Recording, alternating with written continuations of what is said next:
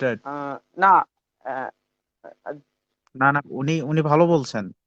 অনুষ্ঠানটা আমরা পরবর্তীতে এখান থেকে আবার শুরু করতে পারি, এটা কথা সত্য। এখন এখন আমি যেটা বলতে চাচ্ছি, উনি যে এই যে বিশ্বরূপ দর্শন নিয়ে যে প্রশ্ন এবং মা দুর্গার রূপ নিয়ে যে প্রশ্ন করছেন, আসলে সেগুলোর বর্ণনা আমি দেব। এবং উনি এটাও বলছেন যে ওই নিরাকারের কিছু কিছু উনি প্রমাণ দেবেন আর কি, সেটা বলছিলেন। তার মাঝেই আমি ওনাকে থামিয়েছি। হ্যাঁ, তো এবার আপনারা ডিসিশন নিন যে অনুষ্ঠান এখানে সমাপ্তি করবেন নাকি না না, সমাপ্তি করে আপনি এখান থেকে না, পরবর্তী অনুষ্ঠান যদি দাদা আমি একটু বলি, আপনি অনুষ্ঠান যদি সমাপ্ত করতে চান আপনারা, তাহলে আমার দুই একটা প্রশ্ন ছিল। এই দাদার, ওনার নাম পবিত্রদার, হ্যাঁ পবিত্রদা প্রশ্ন করছিলেন, তো আমি ওই সম্পর্কে একটু বলতে চাচ্ছিলাম। যদি আপনারা অনুষ্ঠান শেষ করতে চান পারেন, তো কিন্তু আমার একটু জানার ছিল ওনার কাছে। না না, না, অবশ্যই উনি অবশ্যই অনুষ্ঠানটি যে অনু- আপনার কোনো অনুষ্ঠানটি আপত্তি শেষ নেই। হবে না। আপনি অনুষ্ঠানটি আজকে যদি এটা রেখে দিয়ে আবার অন্যদিন করলে এটা কেমন দেখায়, ঠিক না? আজকেই আলোচনা হোক, সমস্যা নেই, তো আলোচনা করুন। নকুলদা চলে গেলে এখানে আমি আছি, সাকার তত্ত্বাবধায়ক দিন, সমস্যা নেই তো। তাহলে আমাকে তাহলে একবারে ওই কথাগুলো শেষ করতে দিন, আমার আর বেশি বাকি নেই, আমি শেষ করে ঠিক হুম, নিই। আছে, হুম, হুম। ঠিক আছে। বল। তো ঈশ্বর যদি সাকার হয়, আমি বলছি ঈশ্বর নিরাকার। তো ঈশ্বর নিরাকার হলে কি কি সুবিধা রয়েছে আর সাকার হলে কি কি সুবিধা রয়েছে, আমি কিন্তু আপনাদের সামনে একেবারে ক্লিয়ার করে দিচ্ছি যে সাকার নিরাকারের অর্থ কি। সাকার মানে, পুনরায় বলছি, যে যার মধ্যে অবয়ব রয়েছে, যার মধ্যে অণু পরমাণু দ্বারা তৈরি। সাকার বস্তু, পৃথিবীতে এমন কোনো সাকার বস্তু নেই যা জড় বস্তু নয়। পৃথিবীতে যত সাকার বস্তু আমরা দেখি তা জড় বস্তু 100%। আর চেতন যাকে আমরা বলছি তা নিরাকার। এবং যে নিরাকার কেবল চেতন বস্তু তা নয়, নিরাকার এমন অনেক নিরাকার বস্তু রয়েছে, তাও জড় বস্তু। তো পৃথিবীতে এমন অনেক কিছু রয়েছে, কিংবা এই জগতে অনেক কিছু রয়েছে। তো নিরাকার কি? যার মধ্যে কোনো অবয়ব নেই, তাকে নিরাকার বলা যায়। আর সাকার যার মধ্যে অবয়ব রয়েছে। তো নিরাকার সাকারের ব্যাখ্যা এই। এবার যদি ঈশ্বর সাকার হয়, দেখুন, ঈশ্বর যদি সাকার হয়, তার যদি হাত পা মুখ এসব থাকে, তো আমরা দেখুন, আমরা যদি আমরা বিভিন্ন জায়গায়, আমরা গীতা থেকে শুরু করে সব জায়গাতে আমরা যেখানেই দেখবো কি, যে ঈশ্বর তিনি জন্মরহিত। তিনি, দেখুন, এই যে আমার কাছে অনেক রকমের গীতা রয়েছে। এই যথার্থ গীতা রয়েছে, অর্গরানন্দজি, তারপরে ইসকনের গীতা, সব গীতা রয়েছে। দেখুন গীতাতে 18 আপনি অধ্যায়ে, বলুন দাদা, আপনি বলুন, হ্যাঁ, বলতে আমি থাকুন। বিষয়টা বলছি যাতে আমি বাড়তি না হয়। তো ঈশ্বর সর্বব্যাপক, এ কথা মানতে কারোর আপত্তি হয় না। ঈশ্বর সর্বব্যাপক, সর্ব কোণে কোণে তিনি ব্যক্ত হয়ে রয়েছেন। এবার দেখুন, যদি ঈশ্বর সাকার হয়, তো যখনই ঈশ্বর সাকার হবে, তো সাকার বস্তু একদেশী হয়। মনে করুন সে যতই তার চেহারা হোক না কেন, সে হাজার কেন তার লক্ষ শিষ্যও যদি হয়, তো এই জগৎ এত বড় বিস্তীর্ণ জগৎ, যে জগতের সীমা পরিসীমা নেই, বলা হয় অনন্ত, সেই জগতে আর ঈশ্বরকে অনন্ত বলা হচ্ছে। তাহলে যিনি অনন্ত, যার কখনো সীমা পরিসীমা, যাকে কখনো মাপা যায় না, এবং যিনি সমস্ত জায়গায় ব্যক্ত হয়ে রয়েছেন, কেবল তাই নয়, তিনি প্রত্যেক জীবের মধ্যেও এবং জীবের বাইরেও ব্যক্ত হয়ে রয়েছেন। মানে ঈশ্বর আমাদের মধ্যেও রয়েছেন, আমাদের বাইরেও রয়েছেন। তাহলে এমন যাকে ঈশ্বর বলা হলো, সেই ঈশ্বর যদি আকার হয়ে যায়, সাকার হয়ে যায়, সে তাকে দেখতে যেমনই হোক না কেন, সে সুন্দর হোক কিংবা ভয়ঙ্কর যাই হোক না কেন, তো তাহলে তাকে একদেশী হতে হবে। একদেশী মানে কি? যে কোনো একটা স্থান বিশেষে তাকে থাকতে হবে। মনে করুন ঈশ্বর ভারতবর্ষে রয়েছে, তো ভারতবর্ষের ম্যাপ তো অনেক বড়, এই মনে করুন পুরো ম্যাপটা জুড়ে ঈশ্বর বসে রয়েছে। তো এর মানে এটা দাঁড়ালো যে আমেরিকাতে ঈশ্বর নেই। এইবার মনে করুন ঈশ্বর অতি বুদ্ধিমান, সর্ববুদ্ধি তার মধ্যে থাকার কারণে তিনি তো অনুমান করতে পারেন যে যে আমেরিকাতে কি হতে পারে, কিন্তু তিনি কিন্তু আমেরিকাতে নেই। কেবল তাই নয়, এ তো পৃথিবী ছেড়ে যখন আমরা অন্য গ্রহ উপগ্রহে চলে যাব, মানে লোকান্তরে চলে যাব, পৃথিবীতে যদি ঈশ্বর থাকে তার মানে সেখানে নেই। তাহলে ঈশ্বর যদি আকার নেন, ঈশ্বর একদেশী হয়ে যাবে। আর একদেশী হওয়ার ফলে কি কি সমস্যা হবে দেখুন। ঈশ্বরের যদি মুখ থাকে, যদি শরীর থাকে, যদি হাত থাকে, ঈশ্বরের পা থাকে, তো তাহলে হাত পা শরীর থাকার যে কারণ, যে শরীর, এই শরীর কেন থাকবে? এই শরীর এই কারণে থাকবে যে আমি নিরাকার অবস্থায় আমার কাজ মিটছে না। আমি, কেননা ঈশ্বরকে নিরাকারও বলা হয়েছে, সাকারও বলা হয়েছে। তাহলে ঈশ্বর যদি শরীর ধারণ করেন কিংবা শরীর রূপী হন, তাহলে তার নিরাকার অবস্থায় জগতের কাজ মিটছে না, তাই তিনি সাকার নিয়েছেন। তাহলে সাকার যদি ঈশ্বর হয়, তাহলে এই যে আমরা বলছি ঈশ্বর সর্ব কোণে কোণে ব্যপ্ত, তাহলে একজন সাকার সে যত বড়ই চেহারা বানোক না কেন, সে সকল কোণে কোণে কিভাবে ব্যপ্ত থাকবেন? তো সকল কোণে কোণে, যেমন আমরা যদি দেখি যে বায়ু, যেমন আমরা এটাকে ধরি, মনে করুন মোবাইল, একটা কাচের ঘরের মধ্যে আমরা মোবাইলে আমাদের ফোন আসছে, কোনো ছিদ্র নেই, কিভাবে আসছে? তাহলে এই যে আমাদের এই নেটওয়ার্ক, এই যে নেটওয়ার্ক যে তরঙ্গ, সেই তরঙ্গ এতটাই সূক্ষ্ম যে আমরা ওখানে থাকার পরেও আমাদের ফোন আসছে।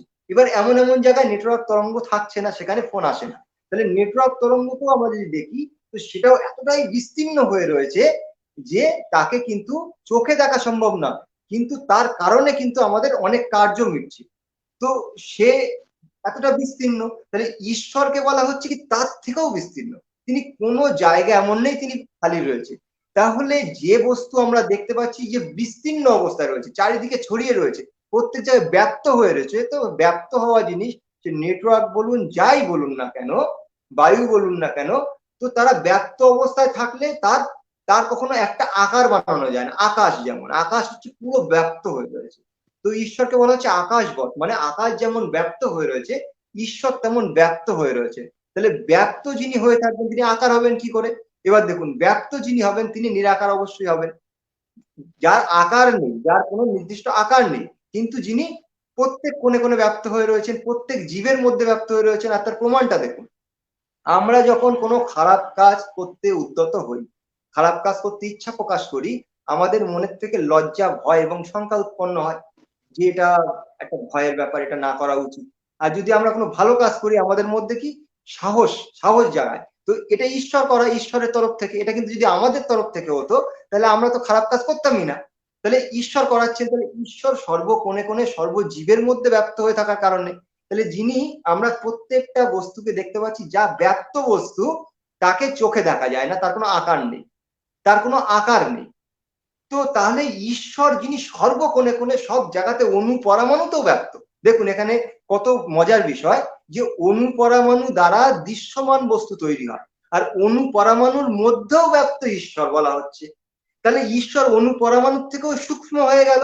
তাহলে অণু পরমাণুর থেকেও যদি সূক্ষ্ম হয়ে যায়, মানে অণু পরমাণুর মধ্যে ঢুকতে গেলে তার থেকে তো সূক্ষ্ম হওয়া দরকার। তাহলে ঈশ্বর অবশ্যই নিরাকার, সূক্ষ্ম থেকেও অতি সূক্ষ্ম না হলে তিনি সমস্ত জগৎ ব্যপ্ত হতে পারবেন না। কিন্তু যদি আকার হয়, তো সেই পবিত্রদা, আপনি আচ্ছা দাদা, আপনি আপনি একটু দ্রুত শেষ করবেন, ঠিক আছে? আপনি অধিক সময় এখানে নিয়ে নিচ্ছেন, আচ্ছা, এতক্ষণ সময় নিলে। আচ্ছা শোনেন, আপনি আরেকটু মানে বিশ্লেষণ করবেন যে আসলে আপনি এই যে বলতেছেন যেটা, যে সর্বব্যাপ্ত, হ্যাঁ, আসলে ব্যাপ্ত বলতে আপনি কি বোঝেন সেটা আসলে যদি একটু বলতেন, তাহলে আমি যখন বলবো তখন তাহলে আমার একটু সুবিধা হবে বলার, এজন্য কিন্তু আমি এটা বললাম। ব্যক্ত মানে হচ্ছে যিনি সর্ব জায়গায় বিরাজ করে আছেন, কোনো জায়গা এমন নেই যেখানে খালি নেই, সর্ব কোণে কোণে আচ্ছা, যিনি মানে বিরাজমান করে সর্বক্ষণে আছেন। যিনি অবস্থান করেন, এটাই তো, যিনি সর্বক্ষণে অবস্থান করেন, এটাই তো। হ্যাঁ হ্যাঁ, এবার আচ্ছা আচ্ছা, দেখুন, ঠিক আছে এখন। যদি আকার হন, তাহলে কোনো একটা পবিত্রদা, জায়গায়, পবিত্রদা, আমি আপনাকে একটু থামাচ্ছি, আপনি 2 মিনিটে শেষ করুন, কারণ আপনি মনে হয় যে 15 মিনিট উপরে কথা বলেছেন, ঠিক আছে? মানে অনেক আপনারা অনেক দীর্ঘ সময় হয়েছে, আপনি একটু দ্রুত একটু শেষ করুন। হ্যাঁ, তো চলুন, যদি ঈশ্বরের আকার হয়, তার যদি হাত পা থাকে, তাহলে সমস্যা কি হবে? তার ক্ষুধা তৃষ্ণা এইসব সমস্যাগুলো আসবে, তাই না? যদি শরীর থাকে, তো শরীরকে দেখভাল করার জন্য তার ব্যবস্থা করতে হবে। তো ক্ষুধা তৃষ্ণা জ্বর এই ধরনের সমস্যা কিন্তু ঈশ্বরের ভুগতে হবে। যদি নিরাকার হয়, তার যদি, যেমন শ্বেতাশ্বতর উপনিষদে বলা যায় তার হাত নেই পা নেই, তিনি সমস্ত কার্য করতে পারেন, এমন যদি ঈশ্বর হয়, তো সেক্ষেত্রে কিন্তু তার কোনো রকম সমস্যা তার ভোগ করতে হবে না। কিন্তু সাকার ঈশ্বর হলে তার কোনো স্থান বিশেষ অবশ্যই হয়ে যাবে। কোনো সাকার বস্তুর কিংবা সাকার হলে তাকে স্থান নিতেই হবে, সে সর্বব্যাপ্ত হতে পারবে না। চলুন, আপনারাই বলুন এবার।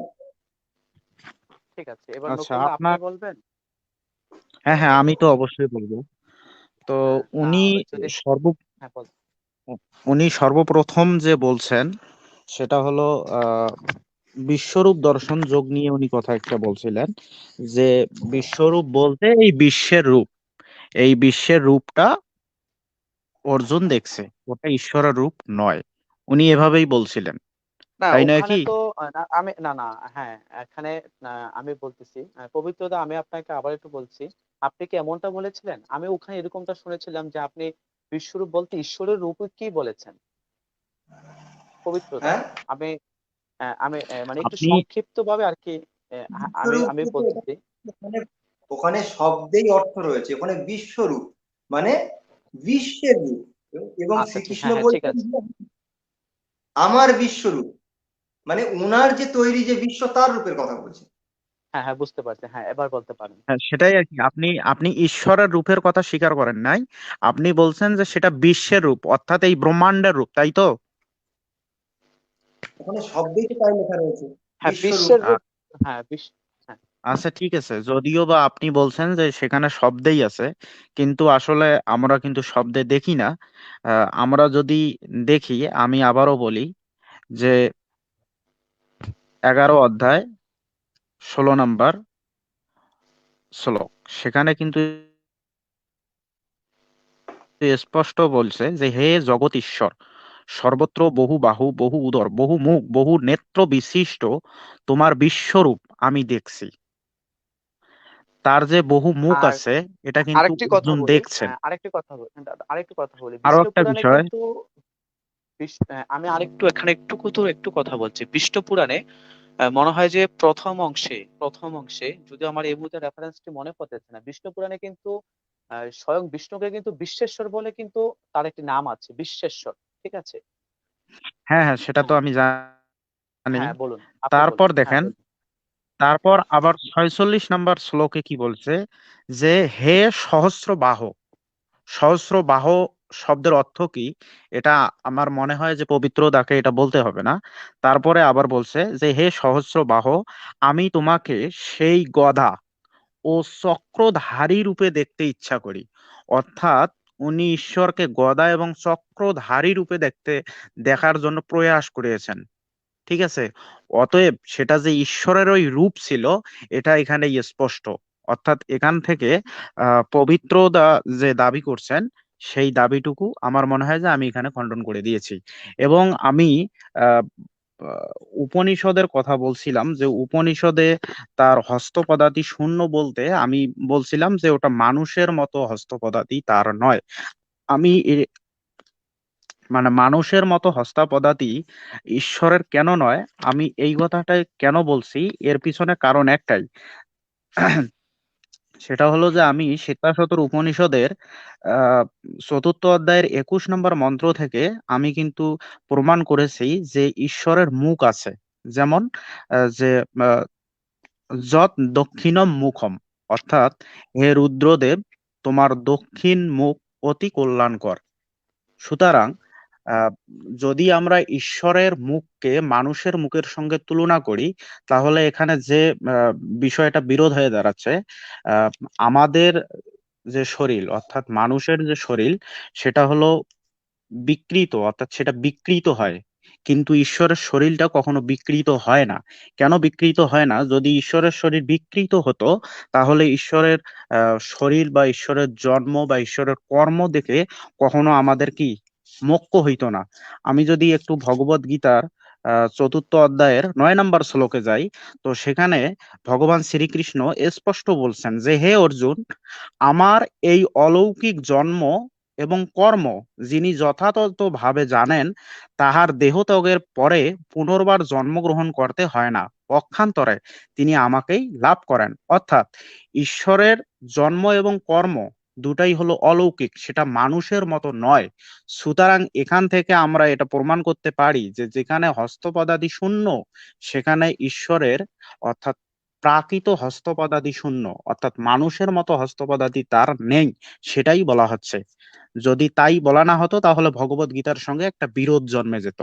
এবং উনি আরো একটা বলছেন যে ভগবত গীতাতে বা বিভিন্ন গীতাতেই আহ, ভগবানকে আহ, জন্মরহিত বলা হয়েছে। হ্যাঁ, অবশ্যই জন্মরহিত। শুধু ভগবান কেন, আপনি নিজেও জন্মরহিত। আপনি যে পবিত্র দাদা আছেন, আপনি নিজেও জন্মরহিত, আমিও জন্মরহিত, আত্মা মাত্রই জন্মরহিত। তো আত্মার সেখানে আপনি জন্ম কিভাবে দেখেন? আত্মার কখনো জন্ম হয় না। কিন্তু তারপরেও যখন আমরা আসতেছি এই জড়জগতে, আমরা আসতেছি কেন? আমরা আসতেছি আমাদের পাপের কারণে। আমরা বিভিন্ন প্রথম পাপ কর্ম করেছি, আমাদের পাপের ফল ভোগ করার জন্য আমরা বিভিন্ন ধরনের যোনিতে জন্মগ্রহণ করতেছি। কিন্তু আপনি এরকম কোনো প্রমাণ দেখাতে পারবেন না যে ঈশ্বর এই জড়জগতে এসেছেন পাপের ফলে, পাপ কর্ম করার ফলে উনি এই জড়জগতে এসেছেন। আপনি এরকম কোনো প্রমাণ দেখাতে পারবেন না।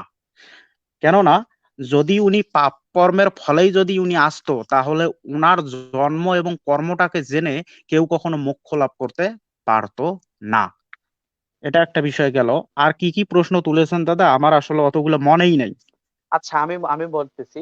আর পবিত্রদা আরেকটি প্রশ্ন করেছে, অনেকগুলোই প্রশ্ন করেছেন, কারণ তার এই মাঝখানে যে আলোচনাটি সেটি অনেকটি ভিন্নও ছিল। তিনি আরো প্রশ্ন করেছেন এই যে, যে ঈশ্বর যদি সাকার হয় সেটা একদেশী হয়ে যায়, ঠিক আছে, মানে আচ্ছা একটি আচ্ছা। জায়গায় অবস্থান। আমি আপনাকে বলতেছি, হ্যাঁ, আপনি উত্তরটা দেন, তারপর আমি আবার আপনাকে স্মরণ হুম। করিয়ে দিচ্ছি। তো ঈশ্বর ঈশ্বর যদি সাকার হয় তাহলে তিনি একদেশী হন, তিনি সর্বব্যাপ্ত হতে পারেন না। আর হ্যাঁ, আমি সর্বব্যাপ্ত কথার যখন বিশ্লেষণ নিতে গেছি, তখন পবিত্র দাদা বলছেন যে সর্বব্যাপ্ত বলতেন তিনি সব জায়গায় আছেন, তাই তো? এখন আমি বলি যে আমি মনে করেন যে ঘরে আছি, তার মানে তো কিছু না কিছু এই ঘরের মধ্যে আছে। যেমন আমি এখানে আছি, আছি থাকাটাকে কি বুঝায়? নিরাকার বুঝায় নাকি সাকার বুঝায়? আমি এখানে আছি, এই যে আছি, যদি কেউ না থাকতো তাহলে কিন্তু থাকতো না, অর্থাৎ তার যেখানে তার অস্তিত্বই নাই। আমি কিন্তু বারবার বলছি যে ঈশ্বর নিরাকার, ঈশ্বরের কিন্তু অস্তিত্বই নাই। তো তিনি থাকবেন কি করে? অতএব ঈশ্বর সাকার জন্যই সর্বব্যাপ্ত। ঈশ্বর সাকার জন্য সর্বব্যাপ্ত, কিন্তু তারপরও তাকে দেখা যাচ্ছে না কেন?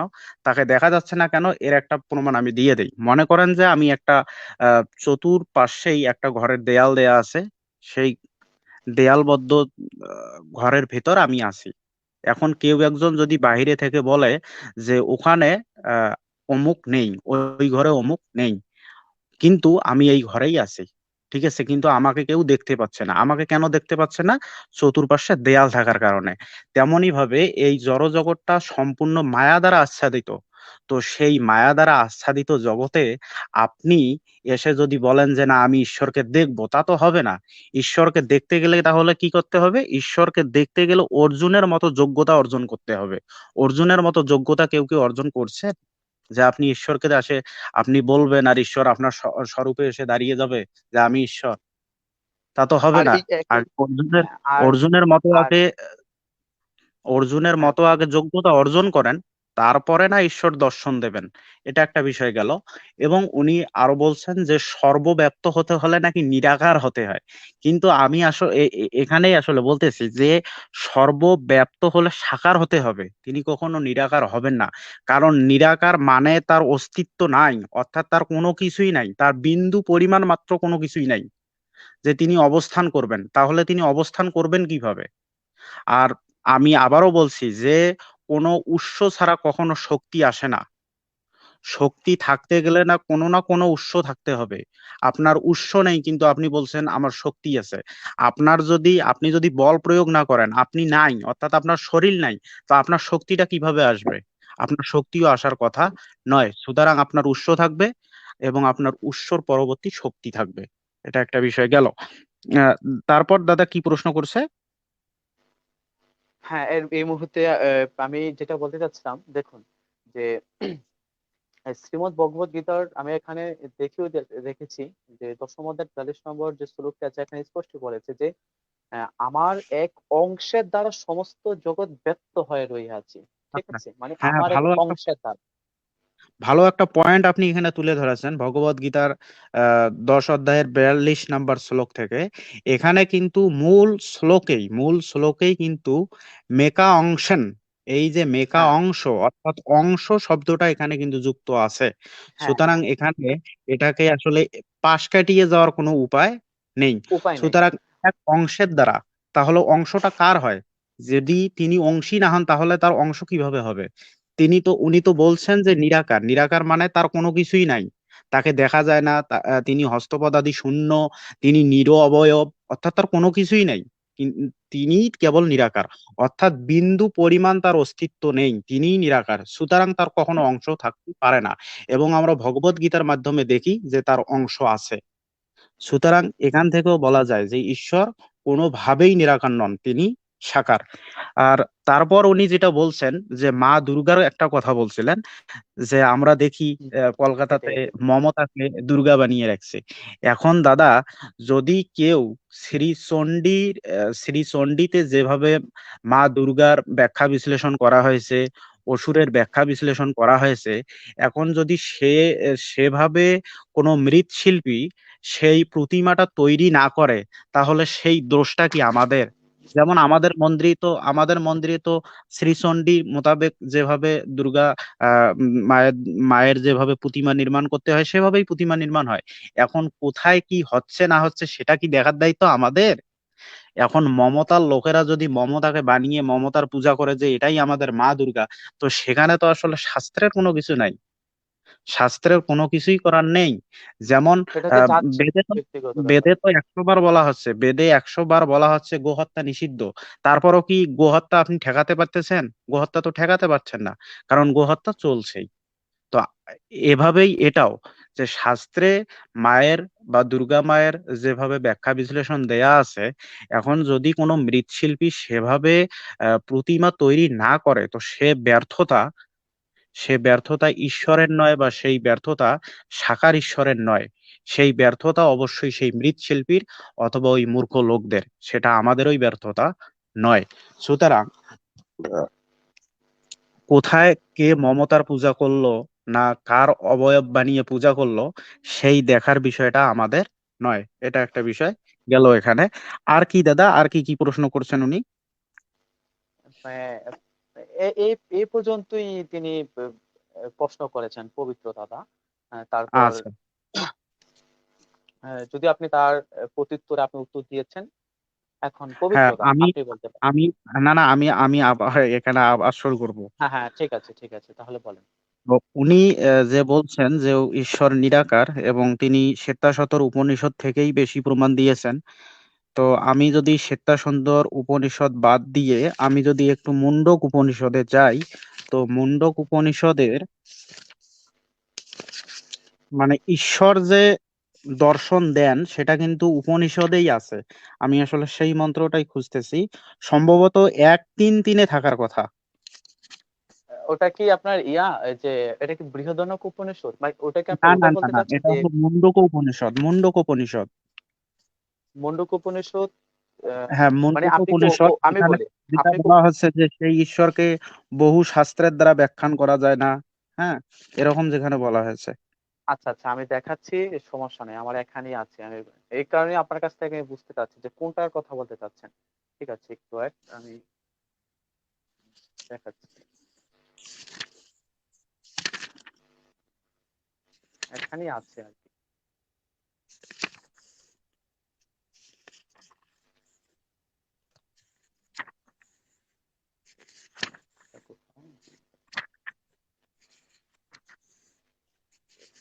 একটু সময় লাগবে, কিন্তু আমি বের করে দিচ্ছি, ঠিক আছে? আচ্ছা বলছি, প্রোগ্রাম কতক্ষণ চলবে? 2 ঘন্টা 18 মিনিট তো হয়ে? হ্যাঁ, এখন এখন আপনি তো, সেটা আপনার উপর নির্ভর আপনি করবে, আপনি কতক্ষণ চালাতে আপনি পারেন। হ্যাঁ, এরপরে আমি বলবো যে আমার ফোনেরও চার্জ শেষ হয়ে যাবে, তাই না? হ্যাঁ, সেটাই সেটাই। এখন নকুলদাকে আমি ধরে রেখেছি, কারণ যেহেতু এটা একটা আলোচনা হচ্ছে সাক্ষ্য নিরাকার যেমন তত্ত্ববোধ তিনি। আমি যদি আবার আরেকটা কথা বলি, যে মুন্ডকোপনিষদের তৃতীয় মুন্ডক প্রথম খণ্ডের 3 নম্বর মন্ত্র, সেখানে কি বলা হ্যাঁ, এই হচ্ছে? যে জি- আমি মন্ত্রটা বের হ্যাঁ, করেছি, আপনি আপনি আপনি আপনি আপনি এটাতে রাখেন, আমি এটা দিয়ে একটু শেষ করে দেই। তো এখানে বলা হচ্ছে, যখন এই দ্রষ্টা অর্থাৎ জীবাত্মা ঈশ্বরকে ব্রহ্মারও আদি কারণ কর্তাকে রুগ্ন বর্ণম অর্থাৎ দিব্য প্রকাশ স্বরূপ, রুগ্ন বর্ণম রুগ্ন বর্ণ কার? ঈশ্বরের। তার মানে ঈশ্বরের যে একটা রূপ আছে সেটা কিন্তু এখানে রুগ্ন বর্ণম এই কথার দ্বারা এখানে প্রতিফলন হয়েছে। এবং আপনি আবার বের করছেন যে মুন্ডক উপনিষদে 3:2-3, তো সেখানে বলা হচ্ছে কি যে সেই পরমব্রহ্ম পরমাত্মাকে কেবল প্রবচনের দ্বারা, বুদ্ধির দ্বারা বা অনেক শ্রবণের দ্বারাও লভ্য নন, তাকে প্রাপ্তির তীব্র আকাঙ্ক্ষা যুক্ত যে ভক্তকে তিনি কৃপা করেন সেই ভক্তই তাকে লাভ করতে পারেন, এবং পরমব্রহ্ম তার সম্মুখে শামতনুম, অর্থাৎ তার যে নিজের স্বরূপ, তনু শব্দের অর্থ কিন্তু শরীর, তার যে শরীর সেটা তিনি তার সামনে প্রকট করেন, অর্থাৎ সেই ভক্তের নিকট তিনি প্রকট করেন। সুতরাং আমরা এখান থেকে এটাও প্রমাণ করতে পারি যে ভগবান উম, যে কোনো কাউকেই তিনি কিন্তু আহ, তার স্বরূপ বা তার শরীর দেখাতে পারেন না। তিনি যাকে কৃপা করেন, অর্থাৎ ভগবান শ্রীকৃষ্ণ যেমন অর্জুনকে কৃপা করে তাকে দিব্য দৃষ্টি দিয়েছেন, এবং সেই মোতাবেক অর্জুন শ্রীকৃষ্ণের সেই বিশাল আকৃতির যে দেহ উনি এটা দেখেছেন। তো সেরকমই আমি এটা বলতে চাচ্ছি যে উম, ঈশ্বর যদি আপনাকে আমাকে যদি কৃপা করেন, তাহলে আমরা অবশ্যই ঈশ্বরকে দর্শন করতে পারি, সেটাই এই জড়জগতেই দর্শন করতে পারি, এটা কোনো ম্যাটার করে না। আর আত্মার যে একটা কথা বলছিলেন দাদা, আত্মারও কথা বলছিলেন যে সেখানে অর্থাৎ শ্বেতাশতর উপনিষদে আত্মার নাকি যে মানে কি কি রকম যেন একটা বলছিলেন, আমার আসলে এই না না মুহূর্তে মনে নেই। হ্যাঁ হ্যাঁ, আমি বলে দিচ্ছি। পবিত্রতা দাবিটি এরকম ছিল যে আত্মা হচ্ছে নিরাকার, আত্মাকে দেখা যায় না, বা এটা তো গীতাতেও বলা আছে। তিনি বলছেন আত্মা হচ্ছে নিরাকার, আর আত্মা কোথাও অবস্থানও করে না, তার কোনো রূপ নেই, এমনটাই পবিত্রতা দাবি করেছিলেন। আচ্ছা, আত্মা আত্মা নিরাকার যদি হতেন, যদি আত্মাকে দেখা না যেত, তাহলে কিন্তু এখানে ঋষিরা কিন্তু কখনো এই যে চুলের ডগার অগ্রভাগের শতভাগের পুনরায় শতভাগে কল্পনা করলে, এই কল্পনাটা কিন্তু এমনি এমনি আসে নাই। ঋষিদের এই তারপর কল্পনাটা এমনি এমনি এসেছে, অবশ্যই তারা আত্মাকে দর্শন করছেন জন্যই তাদের এই কল্পনাটা এসেছে। তাদের কল্পনাটা কিন্তু এমনি এমনি আসে নাই। আপনি কোনো কিছু একটা দেখবেন না, কোনো একটা শুনবেন না, সেটাকে আপনি কল্পনা করবেন, তা তো হবে না। ঠিক আছে? অর্থাৎ এখান থেকে আমরা একটা মানে আত্মার যে নির্দিষ্ট নির্দিষ্ট একটা আকৃতি আছে, সেটাও কিন্তু এখান থেকে কি প্রমাণ করা যায়। তারপর যাই দেখেন, হোক, আপনি আমি এটার সঙ্গে একটু একটু যুক্ত করছি। এটা হচ্ছে যে এরকম, পবিত্রদা, আপনি কি রেডি আছেন? হ্যাঁ, আপনি বলছি কি আপনাদের ব- আপনি কি অনেকক্ষণ বাকি আছে কি আপনাদের? না না না, আপনি এখন বলবেন। আচ্ছা আচ্ছা, ঠিক আছে, চলুন চলুন, তাহলে আমি কি শুরু করব? হ্যাঁ, অবশ্যই। দাদা, এখানে আর একটু শেষ করে নেই। সেটা হলো যে আসলে কতক্ষণ রাখতে চাচ্ছেন আলোচনাটা? আমার মতে বলে আর বেশিক্ষণ না টানাই ভালো, কেননা হ্যাঁ, 2-2.5 ঘন্টা হচ্ছে। হ্যাঁ, মোটামুটি হ্যাঁ, কিন্তু 2.5 ঘন্টা। 2.5 ঘন্টা রাত হয়ে হয়। গেছে। হুম, হুম। না, এখানেই শেষ করে আমরা দেবেন। এটা নিয়ে আমরা অন্যদিনও আবার আলোচনা করতে পারি, সমস্যা নেই। না, আমি এখানে কিছু জিনিস সংশয় রয়ে গেছে আমার কথা, মানে অর্থ আহ, অনেকে বুঝতে অসুবিধা হতে পারে, কিছু সংশয় রয়ে গেছে, আমি একটু ক্লিয়ার করে দিয়ে মানে বিদায় নিতে চাই। ঠিক তো আছে। আপনাদের যদি আপত্তি না থাকে, আমি, আচ্ছা, চলুন, অসংখ্য ধন্যবাদ আপনাদেরকে। তো এখানে দাদা বারবার একটা জিনিস তুলে ধরলেন যে নিরাকার মানে অস্তিত্ব নেই, আর আকার মানে কি তার অস্তিত্ব রয়েছে বলে আকার আছে, আর অস্তিত্ব নেই মানে নিরাকার। এই কথাটা বারংবার তুলে ধরলেন তিনি, আর আমি বারবার প্রমাণ দিলাম, দেখুন, যে নিরাকার এবং আকার কাকে বলে আমি শাস্ত্র থেকে প্রমাণ দিলাম। আমি যে কথা বললাম যে অবয়ব মানে যেখানে অণুপরমাণু সংযোগ রয়েছে, তার নাম হচ্ছে আকার, এবং তা জড় বস্তু 100%। কোনো আকার বস্তুকে মানে বলা যাবে না যে এটা এটা চেতন বস্তু। আকার বস্তু জড় বস্তু কনফার্ম, আর চেতন যা আমরা দেখি তাকে আমাদের দেখা সম্ভব নয়, প্রথম কথা। তো আমরা নিরাকার কাকে বললাম, শাস্ত্রের কথা বলছি, আমি আমি কিন্তু নিজের মুখের কথা বলছি না। তো নিরাকার মানে যার মধ্যে অবয়ব নেই, অর্থাৎ যা অণুপরমাণু দিয়ে তৈরি না, তাকে বলা হচ্ছে নিরাকার। নিরাকার মানে অস্তিত্ব নয় তাই না। এবার আমি যে কথাটা বললাম, এই কথাটা কি গ্যারান্টেড কথা, নাকি উনি যে কথাটা বারবার বলছেন যে নিরাকার মানে অস্তিত্ব নেই সেটা সত্য কথা? চলুন আমরা প্রমাণের সঙ্গে একটু দেখি। কেননা কেবল মুখের কথা, কেবল মানে মুখে আসলো বলে দিলাম, এইগুলো বলে কিন্তু মানুষকে মূর্খ বানানো ছাড়া কিছুই না। চলুন এই দেখুন বাংলা অভিধান, অভিনব বাংলা অভিধান, দেখুন কোথাকার লেখা আমি সব বলেছি। বঙ্কিম চ্যাটার্জি স্ট্রিট, দি ইউনিক বুক সেন্টার, স্বামী অচ্যুতানন্দ ব্রহ্মচারী কর্তৃক সংকলিত, বেনারস রানী কুঠি, একটা অথেন্টিক পুস্তক। চলুন এখানে দেখি যে আকার কাকে বলে। চলুন এই দেখুন আকার, আপনারা কি দেখতে পাচ্ছেন? আপনি বলুন, আপনি বলুন। হ্যাঁ, আকার শব্দের এখানে অর্থ লেখা হয়েছে মূর্তি বা চেহারা বা গঠন বা প্রকার। মূর্তি, চেহারা, গঠন বা প্রকার। চলুন নিরাকার কাকে বলে দেখুন। আপনারা বলে নিরাকার মানে অস্তিত্ব নেই। চলুন এই হচ্ছে নিরাকার। তো অভিধানে বলছে মানে ডিকশনারি বলছে যে নিরাকার মানে আকারবিহীন বা মূর্তিহীন। তাহলে আকার মানে কি? আকার মানে চেহারা বা যার মূর্তি আছে বা গঠন রয়েছে, আর যার আকার নেই, যার মূর্তিহীন, যার কোনো মূর্তিই নেই, তাকে বলা হচ্ছে নিরাকার। তাহলে এখানে নিরাকার মানে অস্তিত্ব নেই, এইটা আপনি কোথায় পেলেন? এই আমার একটা প্রথম মানে খুব আক্ষেপ আপনার উপরে আমার, যে আপনি বারবার হ্যাঁ যে হ্যাঁ বললেন এখানে ডিকশনারি যারা করেছে। এবার দেখুন আমি আমি আমার কথাটা শেষ করে দিই। দাদা, এখানে এখানে আমার আমি একটু বলি। না না না, এখানে আমি দাঁড়ান একটু দাঁড়ান। না, আচ্ছা আমি আচ্ছা আপনার কাছে বলুন যাব, ঠিক আছে? বলুন বলুন বলুন। আচ্ছা, আপনি যেটা বললেন যে যার মূর্তি নেই তিনি হলেন নিরাকার, এটাই তো বলছেন নাকি?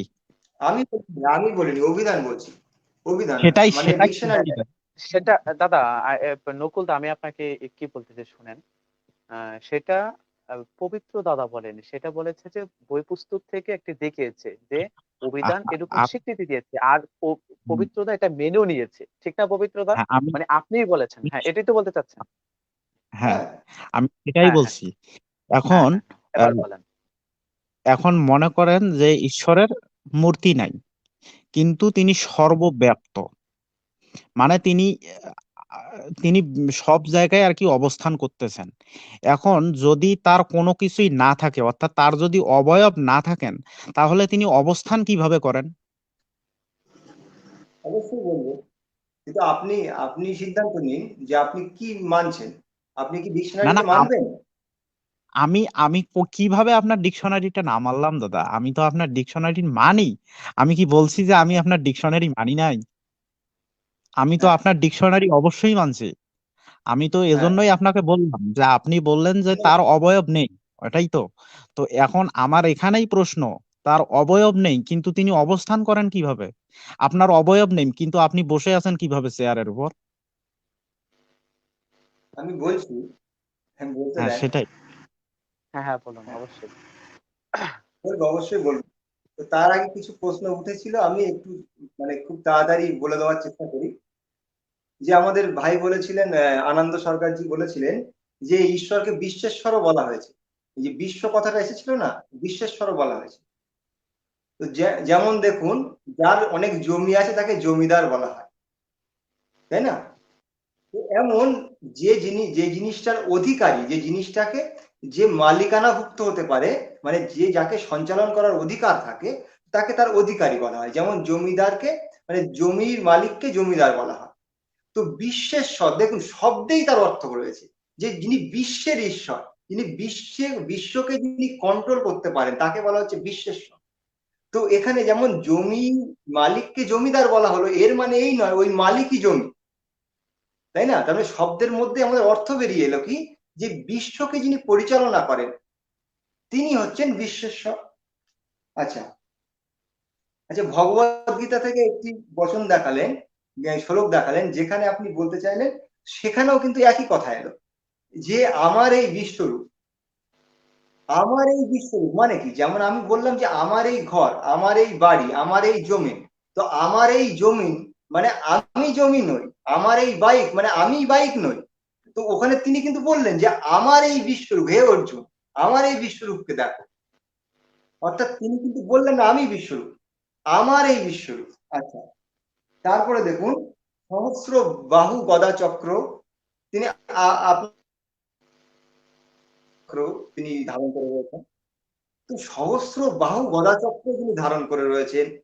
তো তার মূর্তি আপনারা পূজা করে না করে, আপনারা বলছেন আপনারা মূর্তি পূজা করে গর্ব বোধ করছি, কিন্তু সেই মূর্তিতে কেন পুজো করছে না? সহস্র বাহু, হাজারটা হাত থাকা দরকার, হাজারটা মাথা থাকা দরকার, হাজারটা চক্ষু থাকা দরকার।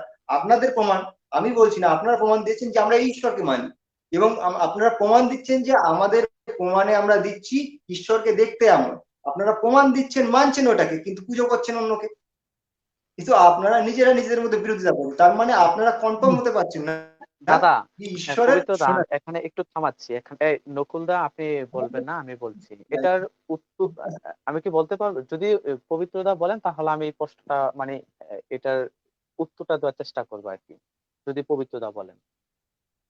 না, আমি আরেকটু শেষ করিনি, তারপরে বলেন। ঠিক আছে, ঠিক আছে, আচ্ছা ঠিক আছে। আচ্ছা, আপনি আবার বললেন যে মানুষের মতো হস্তপদাদি নেই। যে কথাটা আপনি বললেন যে মানুষের যেমন হস্তপদাদি তেমন নেই, আমি সেই কথাটা বলতে চাইছেন আপনি, কিন্তু এ তো আপনার কথা। শাস্ত্রে তো ওখানে বলা নেই। শাস্ত্রে বলা রয়েছে যে ঈশ্বরের হস্ত নেই, পা নেই, চোখ নেই, মুখ নেই, নাক নেই, কান নেই, পরিষ্কার লেখা রয়েছে। কিন্তু আপনি বলছেন যে ওখানে মানুষের মতো নেই, এটা বলা হয়েছে। এটা আপনার অ্যাড করা কথা। এটা কিন্তু ওখানে কোনো যে কোনো ভাষ্যে আপনি খুঁজুন, কোথাও এমন বলা নেই, কোথাও বলা নেই। আচ্ছা, তারপরে দেখুন আত্মা। আত্মাকে আপনি জন্মরহিত বললেন।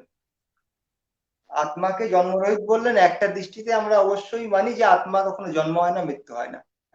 কিন্তু এই আমার শরীরের জন্ম হয়, শরীরের মৃত্যু হয়, কিন্তু আত্মার জন্ম হয় না, মৃত্যু হয় না। তো এই কথাটা একদিক থেকে আমরা, আপনারা ঠিকই বলেছেন, এটা আমরাও মান্যতা দিই। চলুন, ঈশ্বর পাপের ফলে এসেছেন, প্রমাণ দিতে পারবেন না। আচ্ছা, ঈশ্বর পাপের ফলে এসেছেন, ঈশ্বর পাপের ফলে এসেছেন, এই কথাটা আপনি বলেছেন। দেখুন, এই কথাটার মধ্যে কত বড় একটা কথা লুকিয়ে রয়েছে। দেখুন, ঈশ্বর যেমন আত্মা পাপের ফলে আসেন এবং যান, তাই না? একটা শরীরে আসেন, একটা শরীর থেকে বেরিয়ে যান। আপনি আপনার কথায় বলেছেন ঈশ্বর পাপের আত্মা ফলে, ঈশ্বর পাপের ফলে আসেন না। দাঁড়ান দাঁড়ান দাঁড়ান, পবিত্র দা এই কথার মধ্যে তাহা যুক্তি লুকিয়ে রয়েছে। হ্যাঁ, না কথা তাহা শুনুন দাবি দাদা, এটা না। শুনুন শুনুন। আচ্ছা ঠিক আছে, ঠিক আছে। ঈশ্বর পাপের ফলে আসেন না, মানে আমরা যেমন আত্মারা পাপ করি বলে বারবার জন্ম নেই, তো আপনার কথা হচ্ছে ঈশ্বর পাপ করেন বলে তিনি জন্ম নিয়ে চেহারা নিয়ে এসেছেন আমাদের অবতার হিসাবে, এমন নয়। ঈশ্বর পাপ করেছেন বলে আছেন, ঈশ্বর তো আমাদের উদ্ধার করতে এসেছে। আপনার কথা এরকম, তাই না? এটা আমার কথা এটা নয়, কি? এটা তো ভগবতার কথা। এটা আপনি আমার হ্যাঁ, কথা বলতেছেন কেন? এটা আচ্ছা তো ঠিক আছে, ভগবত এটা ভগবত গীতার ৪র্থ অধ্যায়ের ৯ নম্বর শ্লোকেই স্পষ্ট করে বলছে যে জন্ম কর্ম শ্রমে দিব্যম এবং যো ব্যক্তি তত্ত্বত তক্তা দেহম পুনর্জন্ম নৈতি মামেতি সহ অর্জুন। এটা তো ভগবান নিজেই বলছেন দাদা, এটা আমার উপর চাপাচ্ছেন কেন? ব্যাস ব্যাস ব্যাস, দেখুন এখানে এখানে একটা অনেক বড় তত্ত্ব লুকিয়ে আছে। দেখুন, আচ্ছা, ঈশ্বরের চেহারা বড় না জগতের চেহারা বড়, একটু বলুন। ঈশ্বরের চেহারা বড় না জগতের চেহারা বড়? এখন দাদা আমি কি ঈশ্বরকে দেখছি? আমি তো এজন্যই আপনাকে বলছি যে ঈশ্বর যাকে দর্শন দেন, তিনি যাকে কৃপা করেন তিনিই তাকে দর্শন করতে পারেন। এখন আপনি আমি কি ঈশ্বরকে দর্শন করছি বা তাকে এখন বলবো যে তিনি জগতের চেয়ে বড় আচ্ছা, না জগতের চেয়ে ছোট? তিনি ক্ষুদ্র হতে পারেন, বলতে তিনি হবে। বৃহৎ হতে পারেন। এটা তো মনে করেন যে উপনিষদেই আছে, তিনি ক্ষুদ্র থেকে ক্ষুদ্র, বৃহতের থেকে বৃহত্ত, আছে না নাই? না না না, আচ্ছা ঠিক আছে, ধন্যবাদ। শুনুন, আপনারা একটা এখানে উদাহরণ পেশ করেছিলেন যে ঈশ্বরের একটা অংশেই জগৎ, আপনারা বলেছিলেন এই না, কথা। উদাহরণ একটা অংশে এই কথা বলা হয়নি, তার একটা অংশের দ্বারা তিনি সমস্ত জগতে পরিব্যাপ্ত আছে। আচ্ছা, তার একটা অংশ দ্বারা সমস্ত জগতে পরিব্যাপ্ত আছে, এই কথা আপনি নিশ্চিত তো? এই কথা আপনি অবশ্যই দাঁড়িয়ে থাকতে পারবেন তো? বিজ্ঞানেই ব্যাস আছে। ব্যাস, চলুন চলুন, এই কথাটা একটা অংশ, ঈশ্বরের একটা অংশের দ্বারা সমস্ত জগৎ পরিব্যাপ্ত করে আছে। তাহলে সমস্ত জগৎ পরিব্যাপ্ত করে আছেন ঈশ্বরের একটা অংশ। ভালো করে বুঝুন, ঈশ্বরের একটা অংশ সমস্ত জগৎ পরিব্যাপ্ত করে আছে। তাহলে ঈশ্বরের যে বাকি অংশ, সেই অংশের তুলনায় কিন্তু এই জগৎ কিন্তু অত্যন্ত ক্ষুদ্র। কেননা ঈশ্বরের একটা অংশ কেবল এই সমস্ত জগৎ পরিব্যাপ্ত হয়েছে, তাহলে পুরো অংশই মানে জগতের থেকে অনেক বড়। এইবার দেখুন, হ্যাঁ, আচ্ছা। তাহলে এখন ঈশ্বর এখানে আমি আপনাকে একটু থামাবো। আপনি কি ঈশ্বরের এই অংশকে আপনি কি স্বীকার করছেন যে ঈশ্বরের অংশ আছে? এটা কি আপনি স্বীকার করছেন? না, আমি আপনারা যে তর্ক দিয়েছেন সেই তর্ক আমি একটু মন্থন করছি, কেবল আমি জানার জন্য ঈশ্বর, আপনি তাহলে স্বীকার ঈশ্বরের করেন নাই যে একটা আপনি অংশে, ঈশ্বরের যে অংশ আছে এটা আপনি স্বীকার করেন নাই, তাই তো? না আমি স্বীকার করিনি, আমি কেবল আপনাদের তথ্যকে মন্থন করছি। দেখুন, আমি বোঝার চেষ্টা করছি যে ঈশ্বর, আমি যদি বুঝতে পারি আমি মেনে নেব। তো ঈশ্বরের যদি একটা অংশ সমস্ত জগৎ ব্যাপ্ত হয়ে থাকে, তাহলে সমস্ত জগতের তুলনায় ঈশ্বর অনেক চেহারা। তাহলে দেখুন, সেই জগতের মধ্যে একটা পৃথিবী, এই অসংখ্য মানে গ্রহ উপগ্রহ নক্ষত্রের মধ্যে একটা সূক্ষ্ম পৃথিবী, সেই পৃথিবীর মধ্যে ঈশ্বর শরীর ধারণ করে এসেছেন, কোনো পাপ পুণ্যের জন্য না, তিনি উদ্ধার করতে এসেছেন। তাহলে ঈশ্বর এসেছেন, দেখুন কথার মধ্যে কেমন দেখুন ভাঁজ। ঈশ্বর এসেছেন মানে, ঈশ্বর এসেছেন মানে কি ঈশ্বর সমস্ত, ঈশ্বর এসেছেন মানে ঈশ্বর কিন্তু অর্ধেক আসেননি। ঈশ্বর এসেছেন মানে ঈশ্বর পুরো ঈশ্বরটা এসেছেন। এবার ঈশ্বর এসেছেন মানে কি দাঁড়ালো, ঈশ্বর সেখানে ছিল না। একজন এক ঈশ্বর জায়গায় আসলে যাবে, ঈশ্বর- একজন এক জায়গায় আপনি যাবে, শুনেন, দাঁড়ান আমার ঈশ্বর কথা শেষ করতে দেবেন, তার কথা নকুলদা, বলবেন। আপনি আমি অবশ্যই পরে আপনার কাছে, কথা বলবেন। হ্যাঁ, আপনি শেষ দাঁড়ান করুন দাঁড়ান, তারপর। আমার কথা মাঝখানে মাঝখানে করবেন না। একজন হ্যাঁ, এক হ্যাঁ, জায়গায় যায় কিসের প্রয়োজনে, একজন এক জায়গায় যায় কিসের প্রয়োজনে, যে সে সেখানে নেই তাই। আর যেখান থেকে সে যাচ্ছে সেই জায়গা সে খালি হয়ে গেল, তাই না? তাহলে যে যেখানে যাচ্ছে সেখানে সে ছিল না বলে যাচ্ছে, যদি থাকতো তাহলে তার যাওয়ার প্রয়োজন কেন পড়তো? আর যেখান থেকে যাচ্ছে সেই জায়গা খালি হচ্ছে। তাহলে ঈশ্বরের একটা অংশে জগৎ, তাহলে ঈশ্বর এত মানে তার কত গুণ বড়। তো সেই এত গুণ বড় এই জগতের মধ্যে ক্ষুদ্র থেকে ক্ষুদ্র একটা পৃথিবী, তার মধ্যে এত বড় ঈশ্বর কিভাবে ঢুকলেন? এবং সেখানে ঢোকার পরে এটা প্রমাণ হলো যে ঈশ্বর ওখানে ছিল না, আর ঢোকার পরে এটা প্রমাণ হলো যেখানে ঈশ্বর ছিল সেখানে নেই। বলুন এটা আপনারা কি বলবেন? আচ্ছা নকুলদা, আপনি আচ্ছা শুনেন, হ্যাঁ, এবার আপনি উত্তরটা দেন। দেখেন হ্যাঁ, ঈশোপনিষদের আবাহন যে মন্ত্রটা আছে সেখানে কি বলা হচ্ছে যে সেই সচিদানন্দ ঘন এই, পরম ব্রহ্ম। আপনি এসব উপনিষদ টিষদ এখন রাখুন, আমি সরল ভাবে বোঝার চেষ্টা করেছি, আপনি আমাকে বুঝিয়ে দিন। আমি যে বিষয়টা হ্যাঁ, আপনাকে বাংলায় সরল ভাবে বলেছি, আমি আমাকে আমি বুঝিয়ে দিন। সেটাই উপনিষদ আমি সেটাই রাখেন বলছি। আপনি। পবিত্রদা, আপনি আপনি যেটা পবিত্রদা আপনাকে বলছেন, ওটাই আপনি যেটা বোঝাচ্ছি। বলছেন দাদা জানেন, শোনেন, আপনি যেটা বলছেন যে আমরা যেভাবে একটা শরীর নিয়ে এক জায়গায় যাচ্ছি, সেম ভাবে ঈশ্বরও একজন, তিনি ওখান থেকে এই জড়জগতে যখন আসেন তখন তিনি সম্পূর্ণ এখানেই আসেন, এটাই তো বলতে চাচ্ছেন? কেন আপনারা কি ঈশ্বর অনেক বলছেন? হ্যাঁ, আমি তো আপনাকে ও কথা বলিই নাই, আপনি তারপরও উল্টান কেন, কথা উল্টান কেন? হ্যাঁ, আমি আচ্ছা, ঈশ্বরকে এক আমি বলছি। আমি আমি আপনাকে এজন্যই বলছি যে ঈশ্বরের শরীর এবং মানুষের শরীর এক নয়। মানুষের শরীর বিকৃত হয় আর ঈশ্বর কখনো বিকৃত হন না। এই কথাটা আপনি কেন বোঝেন না? ঈশ্বর কি বিকৃত হন? বিকৃত হলে না তার এক অংশ তার অন্য অংশ থাকতো। তিনি এক অংশ দ্বারা আমার তিনি তিনি আসলে তিনি পুরোটাই আসবেন, তিনি সেখানে থাকবেন না, এরকম নয়।